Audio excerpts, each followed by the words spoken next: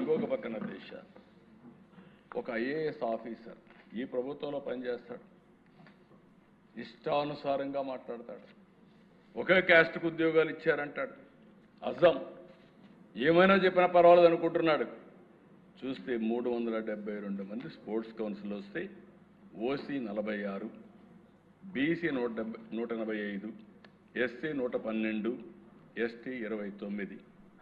ఒక మాజీ మంత్రి ఇష్టానుసారంగా గేమ్స్ అంటే తెలియదు, ఆయన చెప్పేది ప్లే కార్డ్ గేమ్స్ ఆడిన వాళ్ళు కూడా ఇచ్చారంట. ఇది నువ్వు నేను ఇచ్చేది కాదు, government of India A sports ఆ స్పోర్ట్స్ అంతా చెప్పారు. 65 స్పోర్ట్స్ కేటగిరీస్ కింద గవర్నమెంట్ ఆఫ్ ఇండియా 2024లో నోటిఫై చేశారు. ఆ నోటిఫికేషన్నే ఈ ప్రభుత్వం ఫాలో అయింది తప్ప డీవియేషన్ 0 అని చెప్పి కూడా నేను మీకు తెలియజేస్తున్నా. అంటే నోరుందని ఏదంటే పారేయడం, ఇష్టానుసారంగా మాట్లాడడం. మనం ఏదైనా కానీ మాట్లాడితే అడ్డంగా మాట్లాడే పరిస్థితికి వచ్చారు. ఒకటి కాదు అధ్యక్ష, 336 కేసులు వేశారు.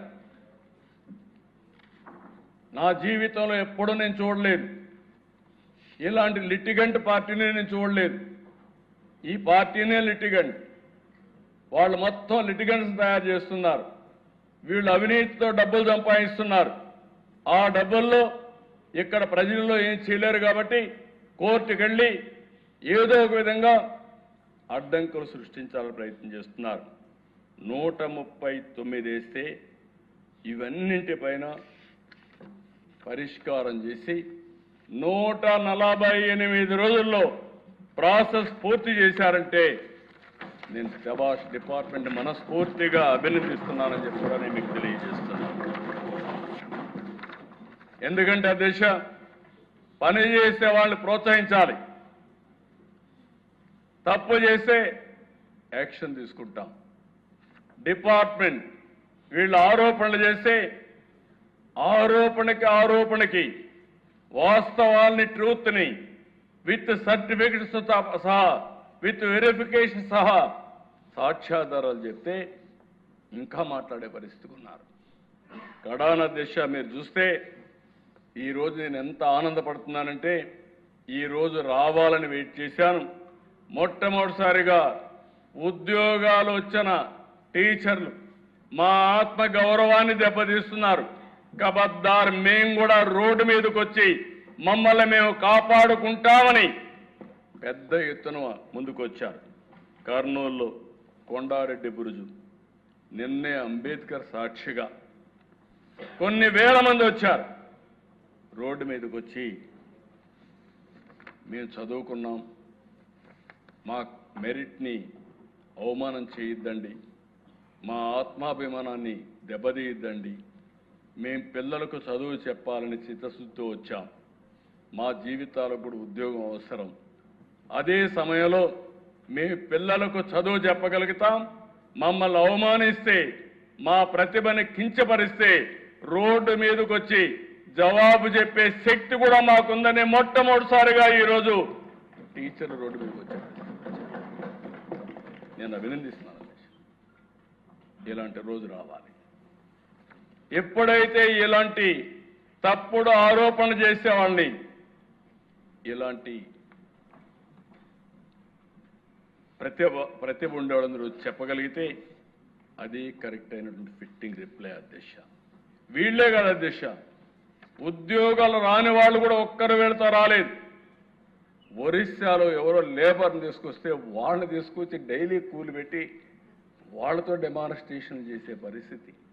ఏంటి మీ కర్మ, ఏంటి మీ పార్టీ? నాకు చాలా ఉన్నాయి ఇలాంటి చెప్పాలంటే. ఎవరు వీళ్ళు? 80 ఏళ్ళు 90 ఏళ్ళు కూర్చుంటున్నారు.